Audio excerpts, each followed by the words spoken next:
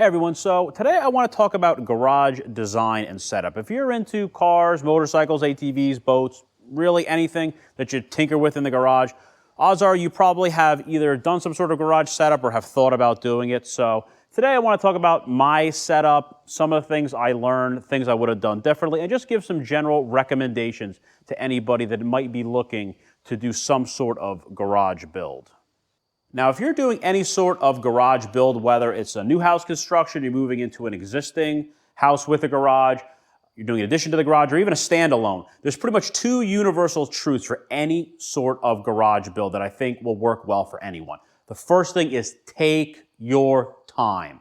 You don't want to rush and do something and find out the setup doesn't work for you, you don't like the design, because this is typically a very expensive and time-consuming process. The last thing you want to do is have to go back and do it again. Some stuff you can't even go back and do, or it is way more expensive to do it a second time. So take your time. The internet is an amazing resource for garage build. So many pictures to look at, car forums, garage forums, there's even a lot of really good groups on Facebook, like I'm subscribed to one, and there are so many good ideas on there that you just want to take your time and figure out what setup and design works best for you. That's kind of what I did when I was doing this garage build.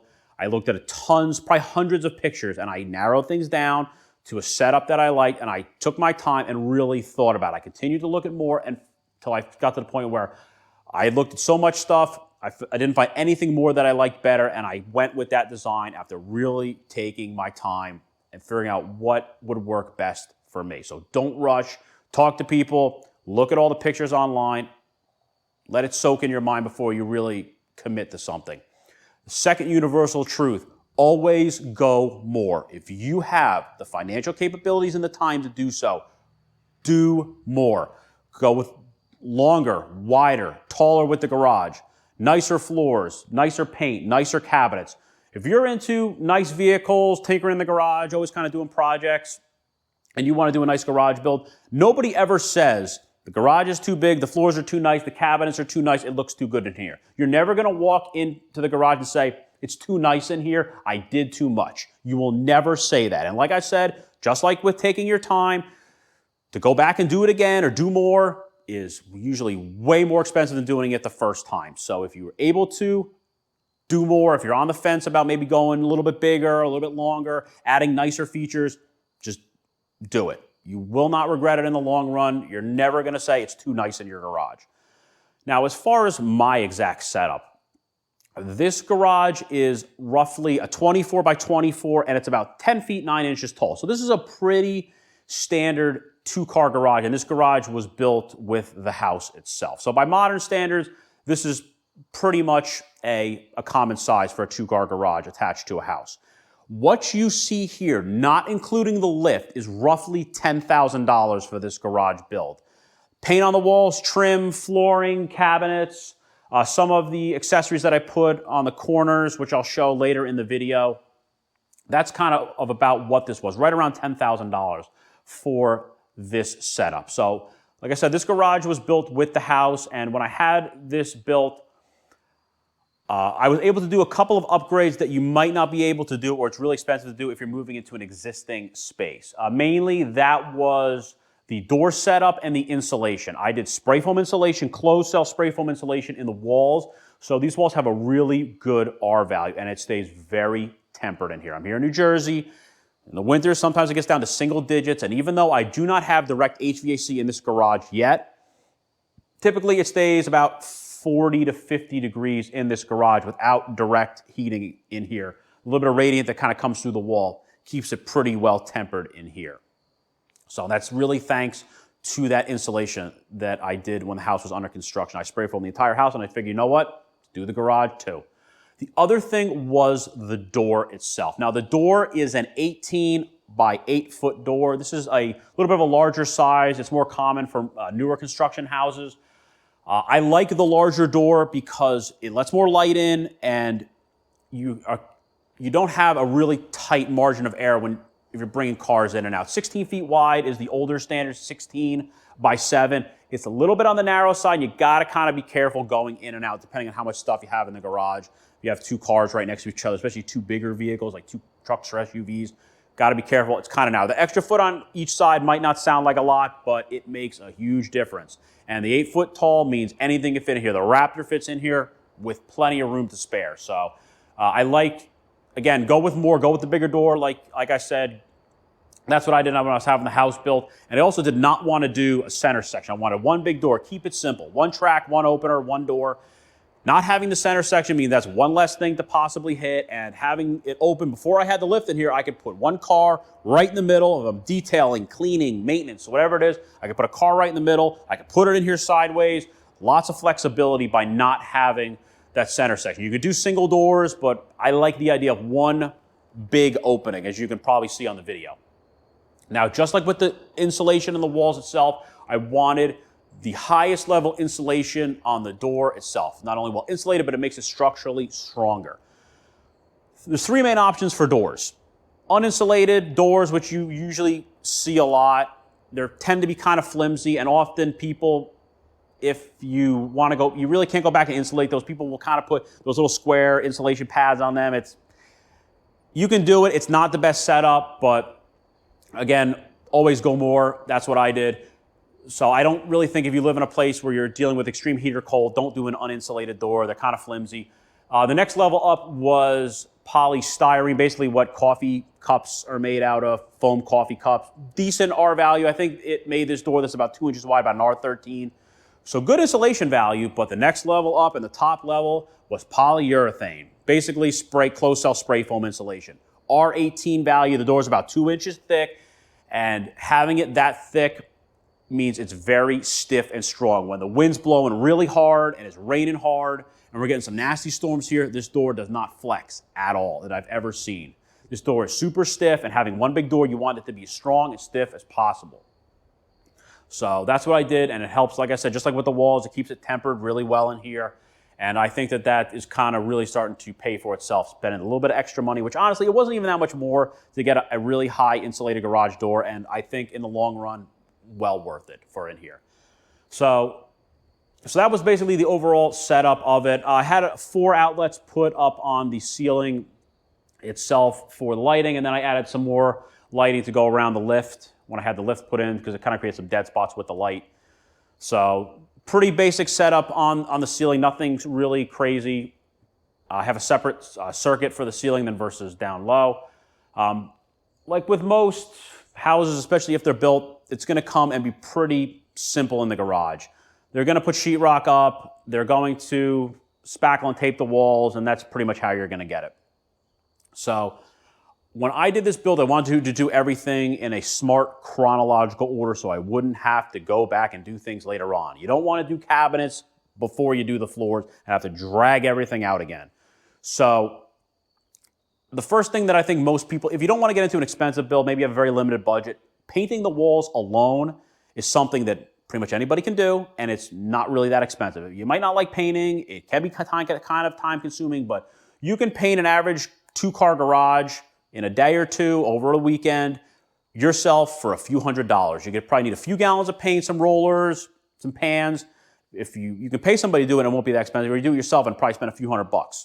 And it will dramatically transform the garage from that real basic, unpainted sheetrock, real basic look to something really nice and presentable. And you can do the trim just as easily as you can do the paint on it. And all of a sudden, even without doing the floors, it can really transform the garage, make it look like $1 million compared to just your standard unpainted garage like most people have. So the painting on the walls is pretty much the first thing that was done in here before we got into anything else. Up next was the flooring. Before I put anything in here, especially with weight that wasn't easily removable, I was doing the floors. Lots of options for floors. You can leave them bare concrete. If you don't want to paint the floors, you can do like an epoxy yourself, like a home kit if you want to do that. You can do things like race decks, put the decking down on the floor. There's pluses and minuses to everything. You do it yourself.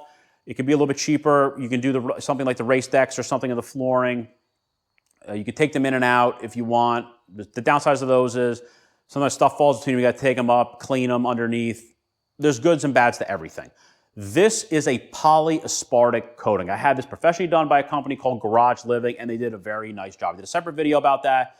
They basically came in, rather than chemically etching the floor, which is what a lot of kits do that usually isn't strong enough, came in with a big machine, looks like almost like a carpet cleaner, diamond grinded the whole floor. It looked absolutely beautiful in here. The concrete was clean again. Diamond grinded it, filled in all the cracks, base coat, flake, scrape it, clear coat it. Took them about a day and a half. This was done about 2019. I had this done. It was about $6,600, I want to say. I had this done in here and I have a small room in the back. I had that done as well. It was an expensive endeavor, but that's the one thing I wanted to have professionally done. It came with a warranty and it looks fantastic. You don't have to worry about having the decking, bringing it up in here, cleaning it once in a while. I don't have to worry about the flaking that's sometimes associated with epoxy, especially some of the home epoxy kits that are not the best. And I was also concerned about the edges with the concrete block on the side. That's sometimes an issue if you do like the decking on the garage floors. You also often have the concrete block unpainted. It looks kind of weird. So they were able to go right up the block with it and have it match. So it matches all the way around. There's no breaks in the concrete. And it came out really good. When they were done in a day and a half, I found a couple spots that they missed. I called them up. Guys, missed a couple spots, came right back, fixed it, no questions asked. And was it an expensive endeavor? Absolutely. But I think it's well worth it. It comes with a good warranty. And it's held up. And I've done some pretty brutal stuff in here on this floor. And it's held up really, really well. I've been dragging heavy pallets through here. And it's a couple little scuffs and marks I put on the floor. But overall, it's held up really well. A couple little marks on the tires because I parked the cars in the same spot. But I think it was well worth the money. And I don't regret doing that at all. So once we were all painted up in here, the floors were done. Next was cabinets. I went with the New Age cabinets. I wanted something that wasn't too expensive, but a good quality, well-constructed cabinet. Something better than your basic big box store, kind of flimsy, junky cabinets, but I didn't want to spend like some $10,000 or $15,000 crazy, ridiculous, expensive setup. That stuff's really nice, but I didn't want to spend that much on it. So what you see here with the garage cabinets is roughly about $2,500. This is their New Age Pro 3.0. This is their thicker gauge stuff. And I am very happy with this. Strong, sturdy, but not too expensive of a cabinet. The main thing you need to do with cabinets is be very careful, take your measurements, take your time, find out exactly what you're gonna need. There's different sizing, different colors, different setups. The one thing that is probably the most important thing with getting garage cabinets is it is much cheaper to get the cabinets as a kit than buy them as individual pieces. It is way more expensive to buy them as individuals than to buy them in big kits. So you really want to make sure that you're going to get a kit that will fit your needs rather than trying to buy something small and then piece other pieces together. It's going to be way more expensive to do that. So that's kind of what I did. This was basically everything was included, what you see. The only thing I added on was after I kind of had the setup with the exact spacing, with having the garbage cans and all the stuff I have on both sides of the cabinet, I decided, you know what, I got enough room, I can put a little half cabinet on the side. I ordered that. The cabinet, the kit was about $2,000, and it was about $500 for that cabinet on the end. So about $2,500 for what you see here. And it took a while to set it up, get it the way I wanted it, but I really like the way I have it set up now, and it's a good universal color that really works in here. This was all part of that theme that I wanted to go with. I wanted to do something a little bit different than the grays that a lot of people do. I know a lot of people like to do stripes and all kinds of designs.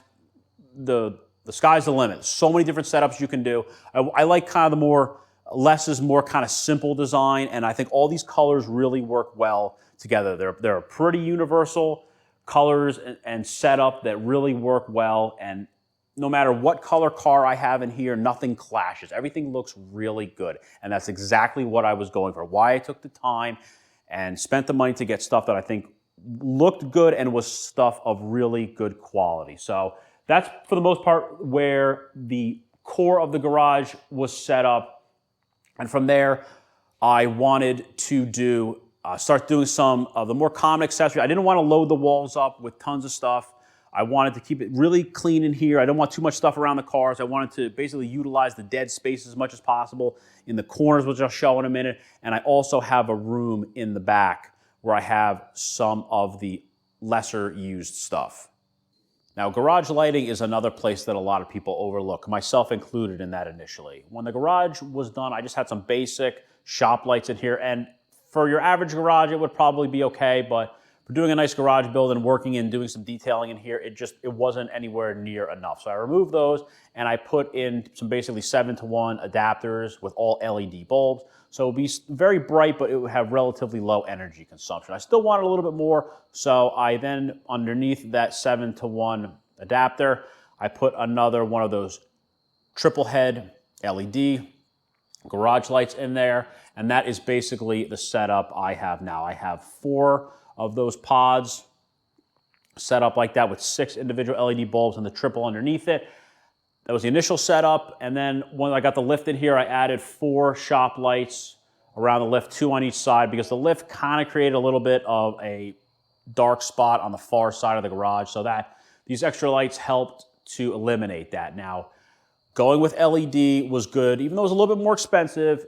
It keeps the energy consumption down, but it keeps it really bright in here. I'm at roughly about 70,000 lumens in here with all the lights, and I'm drawing somewhere, I think, between 6 and 7 amps in here. So it's a lot for LED, but I'm running a lot of LEDs in here. So it makes it pretty efficient. It helps to also keep the electrical cost down, especially if I'm running these lights for long periods of time. And also, since I only have one 20 amp circuit for the lower outlets, I put a reel on the ceiling as well. So if I need a little bit more power out of the garage, if I'm running a lot of stuff at one time, I can also run off that 15 amp circuit that the lights are running off of as well. All right, now before I get into going into the back room, I kind of want to talk about how I set things up in the front here. I wanted to put all the really common stuff in the front, the stuff that's going to be getting used a lot. It's here, it's easily accessible, the stuff that goes in and out of the garage. I'm using it for the cars. And I wanted to keep everything organized together. So the first thing I started off with was my detailing cabinet. Keep everything nice and organized. Heavy stuff on the bottom, obviously. Keep everything nice and organized and set up where I can easily find and see what I have. Because the last thing you want to do is have stuff kind of get cluttered and you can't see it. You think you don't have something when you actually do have it.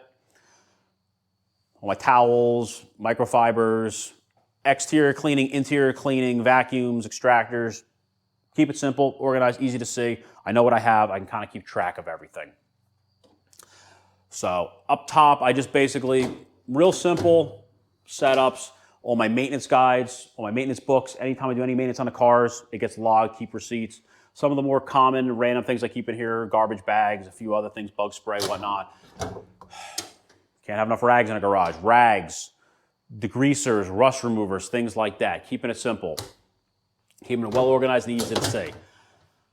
Now this cabinet is the cabinet I keep all my sprays, lubricants, smaller degreasers, greases, things like that in here. I wanted this thing well organized, set up. I can open this up, look and see exactly what's in here, what I have. So when I need something, I don't have to run to the store and get it. When I was setting the garage up, I went and just pretty much went down the aisles that have all the lubricants and cleaners in it. I just bought one of everything. So I wanted to have everything, have it here, so I don't have to run out in the middle of something and get something that I might need. It's all there, it's all clean, it's all organized, it's stuff I use basically all the time. This is my tool cabinet, all the basic simple tools, tool organizers, all your common tools.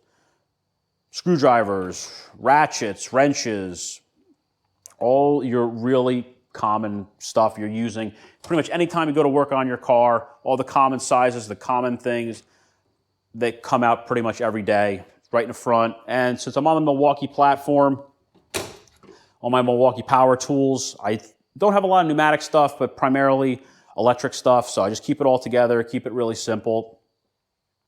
And then for when I'm working on the cars, I have some of the hydraulic systems for my quick jacks in here.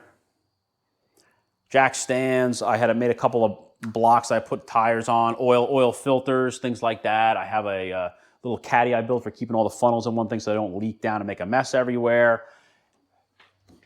And then I just kind of keep some random, some of the stuff is a little bit less used, but some of the random tools, some miscellaneous nuts and bolts, thread checkers. I keep my oil drain pan in here.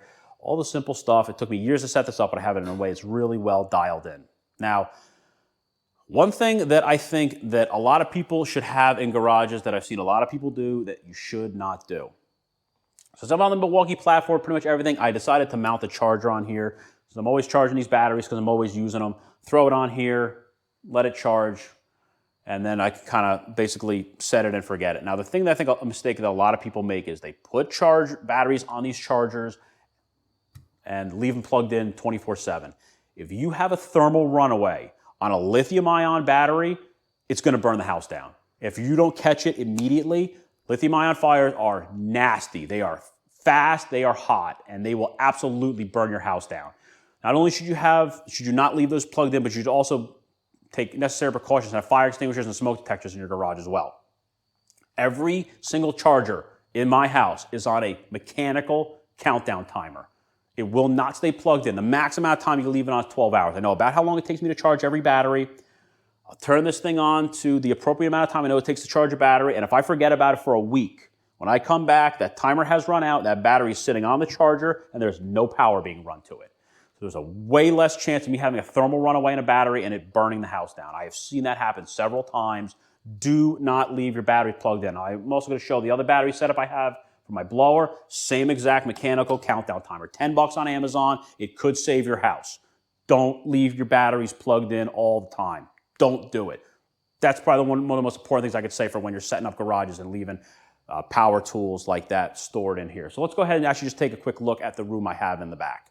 Now, in the back here is where I have sort of my utility room, I call it. This is where I keep all the things stored. Since I started this house from scratch, I was able to add this room in the back, and this is the kind of thing where it's a really good idea, an idea I got from the internet, and I am so glad I did this. Now, a lot of this big, heavy stuff that's cumbersome and stuff I don't want to keep around the cars, I safely have stored away.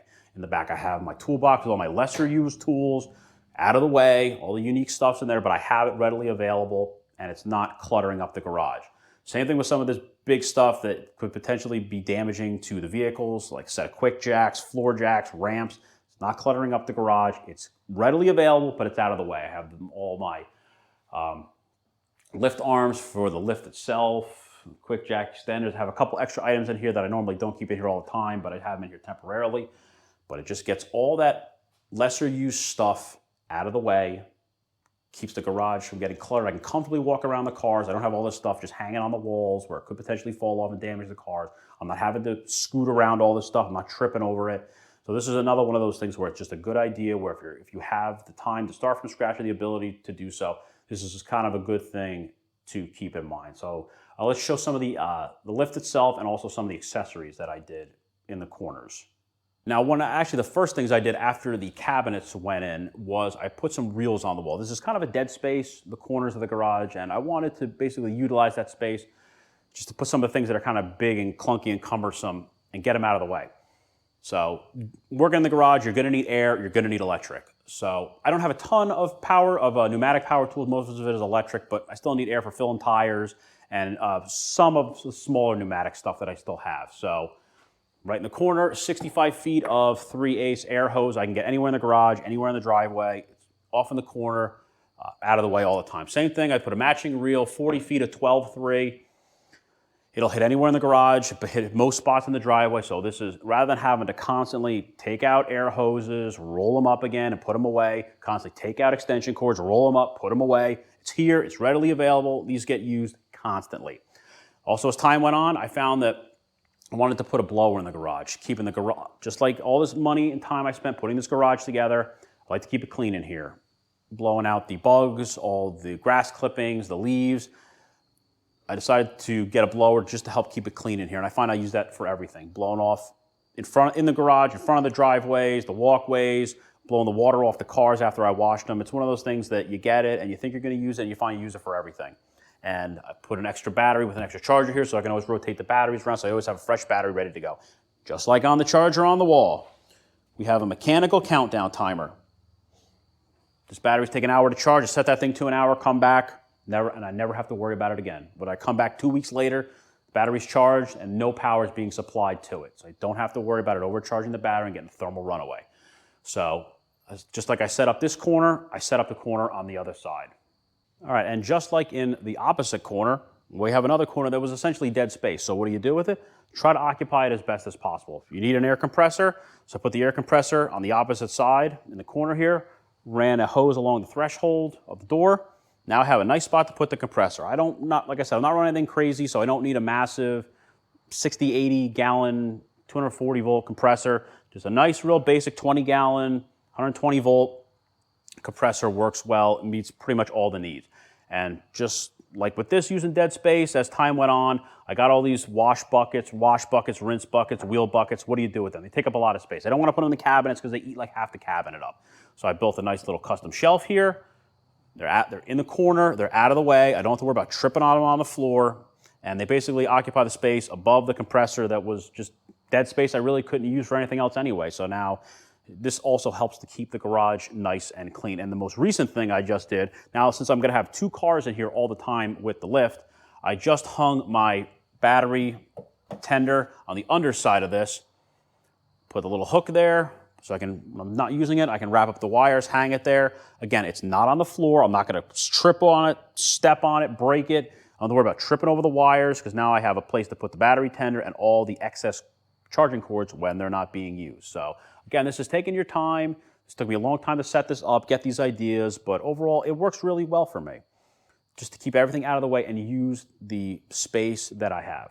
And finally, the lift. This was the last major addition that I put in here. I had basically everything you see set up, and then the most recent big item I did was this lift. This lift, as you see it, the lift, I added the widening kit onto it, delivered and fully set up was $7,400, I believe. This is an Advantage DX9000. This is the smallest lift they make. This is perfect for storing 2 cars. You can put some SUVs, some smaller SUVs on it, but this is perfect for a average 2-car garage without it eating up a ton of space. I can still comfortably walk around in here. I can walk past the lift, and it doesn't eat a tremendous amount of space in here. It doesn't make it feel claustrophobic. I'm not like shimmying around to get around the lift. It's good enough where I can comfortably store the cars. I have lots of extra room. I've had some bigger vehicles in here, but I can comfortably store both cars. Now, like I said, this garage is 10 feet 9 inches tall, and I have 2 Mustangs on here with plenty of room to spare. I have about a foot right now between the top of the GT500 and the ceiling, and I have about 8 inches or so from the 350 to the bottom of the lift. So this was a big endeavor that I did. I originally did not plan on doing this. I plan on maybe doing another standalone garage down the road, but I'm not 100% sure whether I'm going to still do that or not. I gotta kind of see overall what I'm going to do with the available land and space that I have in here. But obviously this was a major thing. This is pretty permanent here. It's not bolted to the floor, but it does take up a lot of space in here. But it was able to afford me the ability to turn this 2-car garage into a 3-car with this. Now, overall, I'm pretty happy with what I have here. Are there some things I would have done differently? Absolutely. I've thought about maybe if I should have done a 3-car garage build, pluses and minuses to both, whether or not I would have done that instead of maybe down the road doing a standalone garage, which is going to be more expensive, but probably is going to meet my needs a little bit better. I'll have probably a little bit more customization and sizing I'm able to better do. Some of the things that I wish I had done in here differently, I wish I had run more circuits in here. I have one main 20 amp for all the outlets, and then there's one 15 amp on the ceiling for the lights. I wish I had done 2 separate 20s, one on each quarter, because sometimes I'm using a lot of power in here and it's kind of at the limits of what's capable in here. But overall, it came out pretty good. And you're always gonna find little things here and there that you wish you did differently, but just like I said, take your time, learn from some of the setups and things that people did, things that worked, things that didn't work. Overall, this is really good setup for a 2-car garage. And other than a couple, for the most part, of small things, like doing some more circuits in here, and I might have put a little bit more lighting on the ceiling, everything out in here came out really good. So I hope you enjoyed the video. Thanks for watching.